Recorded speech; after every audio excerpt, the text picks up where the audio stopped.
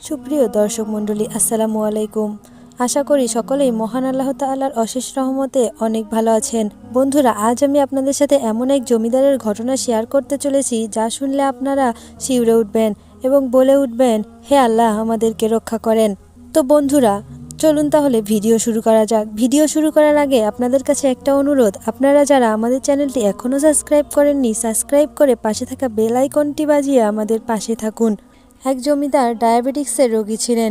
তিনি তার শেষ অবস্থায় ডক্টরের কাছে শরণাপন্ন হন। তার মৃত্যুকালীন কষ্ট ডক্টরের চেম্বারেই ঘটে। মৃত্যুর সময় তার হাত পা একত্রে গুটিয়ে নিচ্ছিল, মুখ বিকৃত করছিল। দেখে মনে হচ্ছিল তাকে প্রচুর প্রহার করা হচ্ছে। সবচেয়ে বিস্ময়ের ব্যাপার হচ্ছে, মৃত্যুর সময় তার দুই চোখ আস্ত বের হয়ে গেল। চেহারা হয়ে গেল বিকট দর্শন। তার চেহারার দিকে তাকাতে ভয় হচ্ছিল। এরকম কষ্টকর অবস্থায় সে মৃত্যুবরণ করল।